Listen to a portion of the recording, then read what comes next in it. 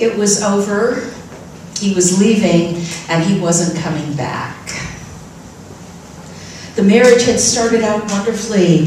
She was so excited to finally find this life partner, and she was finishing up 2 years of work in Guam, and she had been gifted with a trip around the world. What could be less exciting in her life? She was freshly married, a baby was on the way, she was traveling the world. Until he came home one night to the hotel and said it was over. He didn't love her anymore, and he was going to be leaving. And he walked out that hotel room, and she didn't see him for probably 20 years. Could you forgive that? Or let me ask the better question. How long would it take you to forgive that? Ooh, a deep level of hurt. But she did it. She did it by using the unity principles, by going deep, by letting go. Edwene Gaines let go of the hurts of when her husband left her. Edwene Gaines is the minister that I mentioned to you last week. She's our guide in this 4-week series on the 4 spiritual laws of prosperity. She tells the story in her book, along with a lot of other stories about hurt and unfairness and injustice in her life that she's turned around and forgiven and has blessed. And if she can do it, we can do it too. And that's why she wrote the book. That's why she tells these stories. That's part of why we are examining this, the 4 spiritual laws of prosperity. We started last week by finding our divine purpose. And I borrow from Eckhart Tolle on this. No offense to Edwene, she's got great stuff on purpose. But if I can boil purpose down to one thing, I like to take it from Eckhart Tolle, who says that we all have an inner and an outer purpose. And everyone has the same inner purpose to awaken. Or as Myrtle Fillmore puts it, your purpose is to express God in this world. Every one of us has that inner purpose, and our outer purpose is what we do with that, how we express it, maybe our job. That's up to you. And again, read the book, go back and watch last week's talk on divine purpose.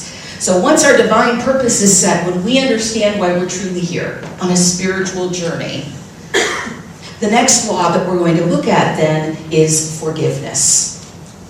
Edwene has a lot of wonderful things to say about forgiveness. She says that forgiveness frees us from the endless loop of blame and bad feelings to turn to more important issues, such as being happy, leading a prosperous life. By forgiving the hurts, and I almost want to use air quotes on hurts, the hurts that have been done to us, we get out of that circle of blaming and rehearsing and nursing and going back and forth. And then I've heard a new way of saying it that's caught on. You read it a lot. I bet some of you have heard it. A definition of forgiveness, that forgiveness is giving up all hope of a better past. It's been credited to a lot of people, to Oprah, to Lily Tomlin. And so I got curious about, well, who actually said that? Because when I put a quote out there, I like to know who said it. Did a lot of digging, and there's no true consensus. There's no final consensus on who said it. And it's such a great quote. I thought I want to give credit where it's due. Giving up all hope of a better past. So some people traced it all the way back to a minister by the name of, let me find it here, Reverend Don Felt, said something like that in a sermon. And then an author, Corrine Edwards, said after she read Jerry Jampolowski's book on forgiveness, who is a Unity guy in the Unity magazine every month, she came up with that. So I like to think ultimately it came from Unity, since Jerry was in there. And also credited back on some level to A Course in Miracles. So I love that Unity is out there in the world, and we don't even know it when people are saying things like this. So we give up this hope of a different past, and we stay focused now and looking forward into the future. Forgiveness. Forgiveness. Some of you probably saw that topic and went, yay, forgiveness! I love this topic. And some of you are like, really? I don't want to go there. I've got some things that I want to hang on to. Because ultimately that's what forgiveness is about. It's about letting go.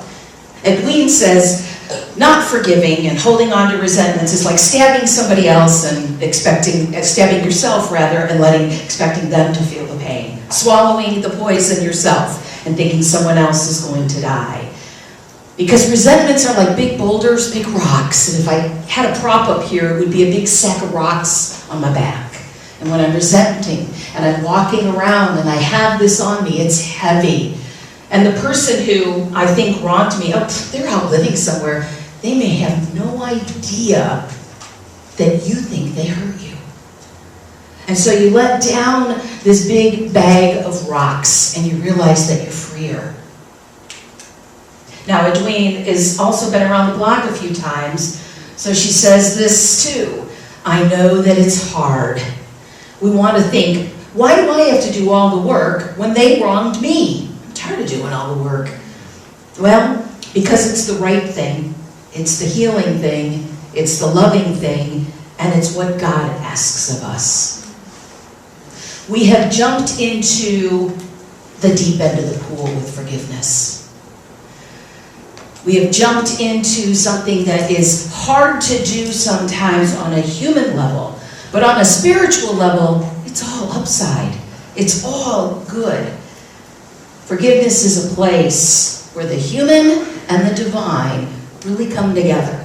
And at first, they may mash together. There may be resistance, which is totally understandable. And there may be issues that it comes really easily for you. Like you look back on something and you're able to say, yeah, I'm ready to let that go, or I've already let it go and I didn't realize it. You know, just the other day, the topic of my divorce came up, which has been over 20 years ago now. And I can honestly say I have no rancor anymore. Hope you're watching, Dean. I've had nothing. Like, I bless you. You did what you could do. I did what I could do. It all worked out. I'm fine. You're fine. Like, good. I can say that. And I know people who have been divorced 50 years who can't say that. In the end, it becomes a choice to jump into this path or to not. And Edwene says, think of forgiveness as emotional house cleaning. It lets us make room for the good that we desire. It's the Marie Kondo of spirituality. You're gonna get rid of what's taken up room on your emotional shelf. And we're gonna clean it out. And there is a beautiful Hawaiian teaching, some of you I know are familiar with it, called Ho'oponopono. How many Ho'oponopono practitioners do we have? About 10 or so. So he comes from Hawaii, from a psychiatrist who worked in one of the most difficult wards with the mentally ill. And it's a true story. I thought it was just a myth when I first heard about it. Like a beautiful story, but it was a fable. No. This is real, this is true, there are books out on it. And so he began praying over the files of these patients, not even visiting them. Praying over the files, and people started getting better. So what did he pray? You might want to pull out your pen on this one. 4 simple statements. That we pray for somebody, even if we've got the burden, even if that we feel that I need to forgive them, what we do is we ask for forgiveness. We practice forgiveness in oneness. Because it doesn't matter who's asking and who's giving, it's the same. So you say, I'm sorry. Please forgive me. Thank you. I love you. I'll say it again. I'm sorry. Please forgive me. Thank you. I love you. And if you got it, say it with me. I'm sorry. Please forgive me. Thank you. I love you. And you can say it over and over again, visualizing the person that you have an issue with, and you realize that you start letting go of your judgment that's hurting you. That's the beautiful teaching of Ho'oponopono. And again, he, the author of one of those books, says, we are here to clean out. We are here to sweep out. So whenever I think of forgiveness, I think of one of those old-fashioned brooms, just going sweep, sweep, sweep. Like our job every day is to just walk around, sweep, sweep, sweep. It doesn't matter if it's your issue. We can all heal all of the issues that are out there in our consciousness, whether we know anything, whether involved or not. Sweep, sweep, sweep. So when I see where there's people in trouble, I say, I take it on. I'm sorry, please forgive me. I don't know what the hurt is. I don't know where it came from. I don't know the full story, and I don't need to know. What I need to know is, I offer you forgiveness. I ask for your forgiveness. I am in a plane of forgiveness to get back into the spiritual mind, or what Edwin calls the forgiving mind. Once you can accept that and love them just the way they are, as God does, then you will have achieved forgiveness. Understanding this truth is a lifelong process. And when we're able to do that, we say, oh my God, we can have what we want. Imagine what else you could talk about if you focused on that instead. Instead of the story from the past, we are able to focus on, here's what I'm creating in my life. Here's what's new in my life. Not what I'm rehashing from however many years ago. Forgiveness. Now there's a couple of big caveats that go with forgiveness. What I like to call the yeah but section of my talk. Yeah but, that sounds great. And what is forgiveness not? Ask yourselves that. Healthy forgiveness is not what? Condoning behavior. Thank you, Gail. It is not condoning whatever happened. It's not saying it was right. It's not making it right. Although in like the super advanced, which we'll get to at the very end, that's possible. But right now we're saying, we're not condoning it. We're not saying do it again. We're also not saying that you must stay and be a doormat to it. Because that's where forgiveness can actually become a little dangerous. We're going to pretend that nothing happened here, and then we're going to stay in that environment so that it can happen again, and we can pretend it's still not happening. That's called denial. We want to be very careful that it's not denial. Forgiveness is not denial. Forgiveness is not becoming a doormat, and it's not holding people accountable for good behavior. Because after all, our fifth principle is about right action, that we live from spiritual truth. So when we're not, we do need to recognize that. So it's important that we remember there are places and times to be gentle and careful and slow with forgiveness. And the first place is with other people's business. It is not my job to make you forgive. You know, you really should. Guess what? If I'm doing that, I probably got some of my own work to do first. So it is not my job to run around and tell everyone else to forgive. What's my job? Sweep, sweep, sweep. Work on my own first. Take the plank out. Work on my own. Because hey, as I look out in the world, I see a lot of areas that need forgiveness. Do you? I see a lot of areas I want to go in and fix. Take the plank out. Focus here. That's the deep end of the pool. That's what unity is always. Personal responsibility without guilt, shame, and blame. Oh, I can't believe all the things I've done in my life that I need to ask forgiveness for. And oh, I'm not forgiving enough. That's not helpful. So with no guilt or shame, like, hey, new opportunity for forgiveness. Yay! I can't wait to see how much better my life is going to be after I do that. One of my coaches says to me, every time I call her and would say, you know, this bad thing was happening, she would always say, oh boy, I can't wait to see what good things come from this. Thanks, Joyce. And she was right. Something good, you know it, always ends up coming from this. And it cannot be stated enough says Edwene, that forgiveness can be very difficult. If it's hard, don't despair, just pray for help and keep trying. Pray for help and keep trying. And I have found that some of what I read out there did lead to some spiritual bypass. And so this continues the yeah but section of it, is that we do want to be careful that we've actually taken time to notice what has happened here and to honor that. So I like to start with compassion. Compassion before forgiveness. Compassion before metaphysics. But compassion before teaching and counseling and let me help you get out of that. Those are all important things.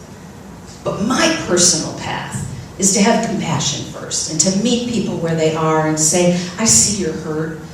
I can even feel that sometimes, and I'm here with you for that hurt.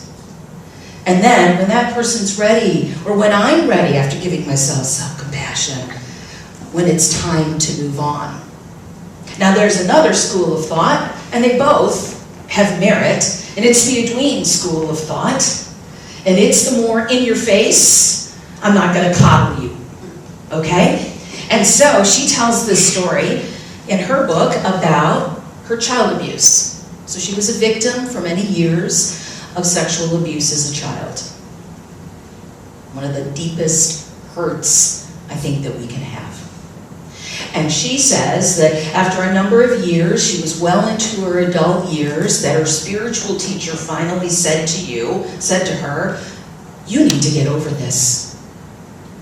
I'm tired of hearing this. It's time for you to forgive and move on and live your life. Wow, that's powerful. That's the in your face.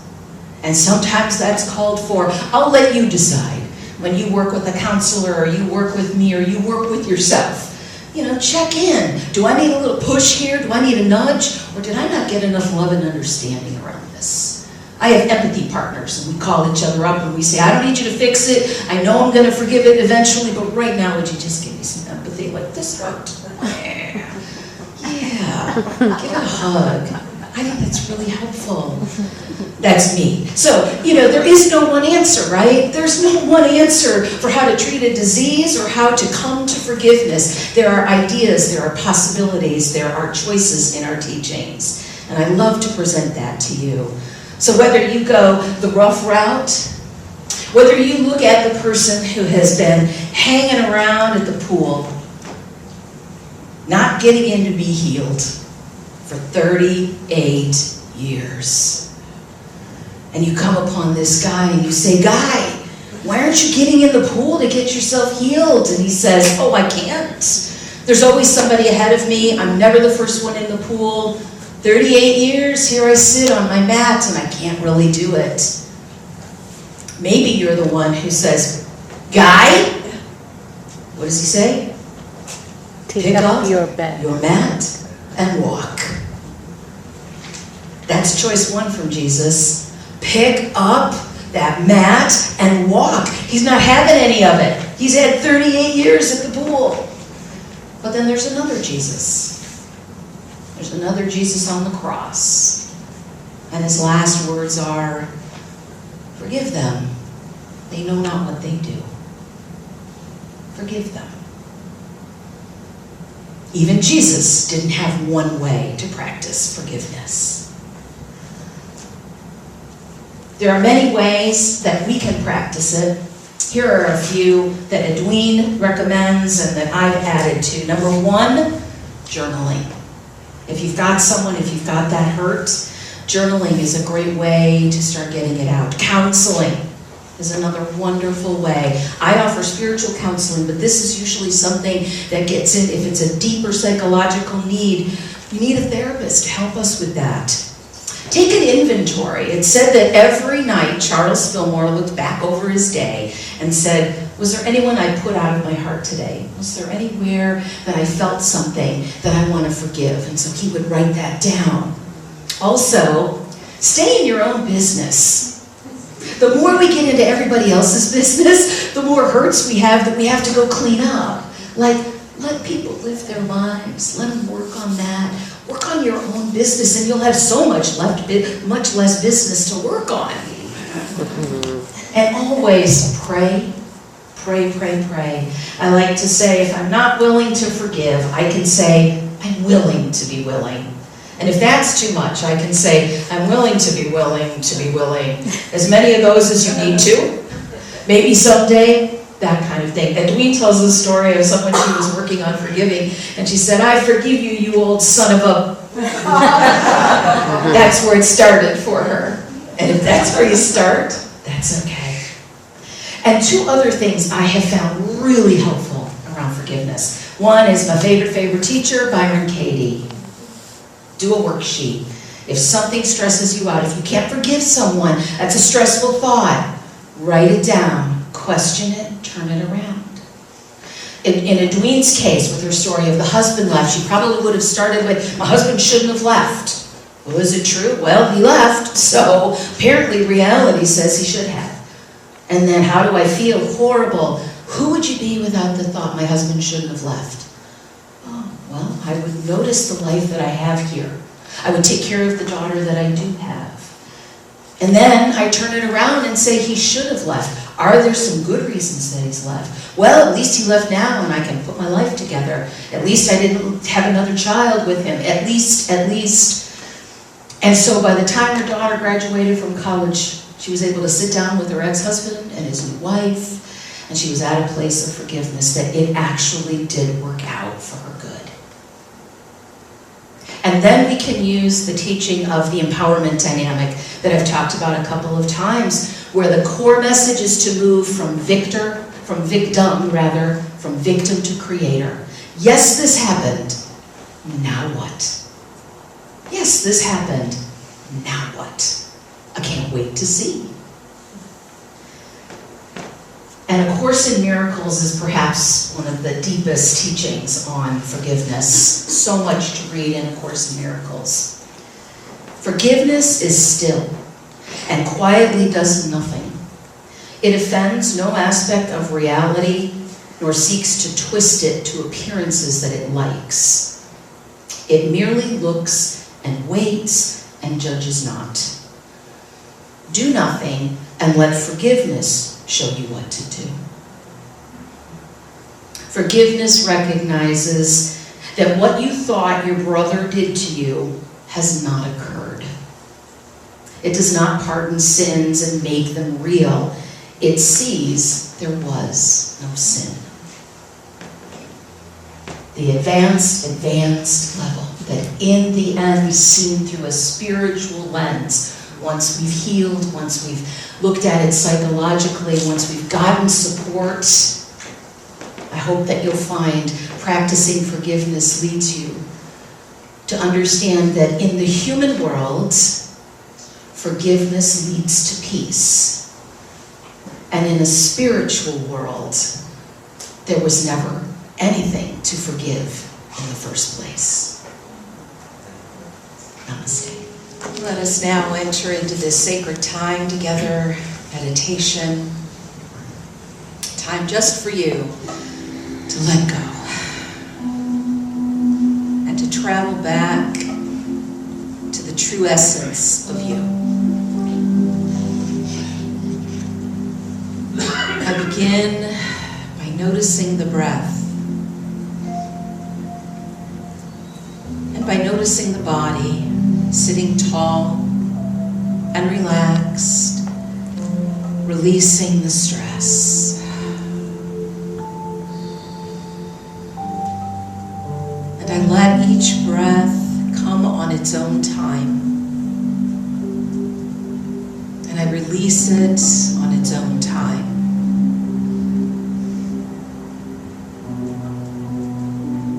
The breath comes and goes perfectly, with no effort. The breath just is. And as I observe it, I get in touch with that ability to let life be.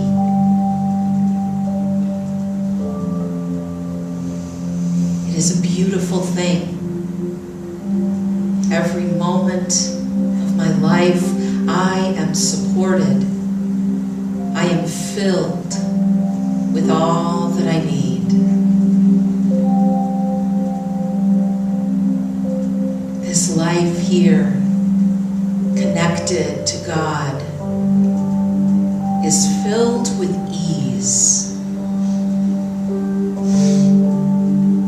I am filled with ease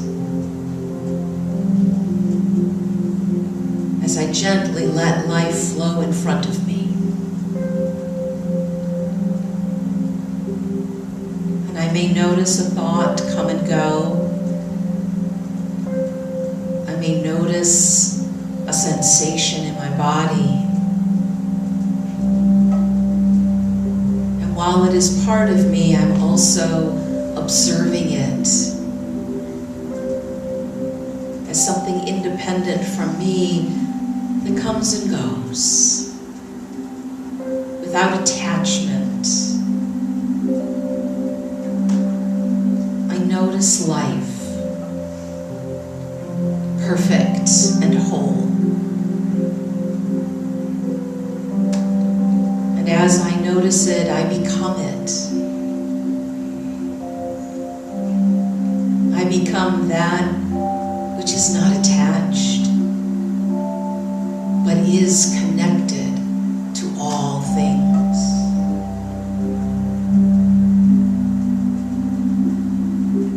In oneness, I release into the silence.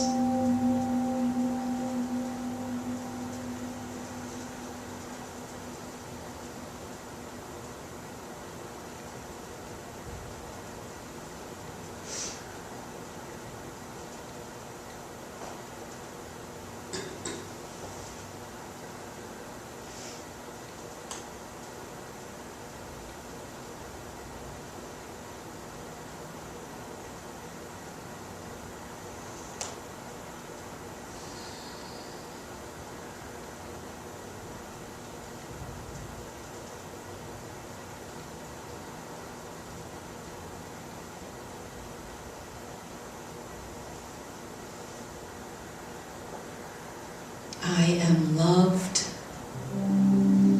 I am love. I am filled with life, and I am life. I am now one in the one, connected, relaxed, joyful. And I bring this with me everywhere that I go. With a simple turn of my attention from the outer to the inner world, I know who I truly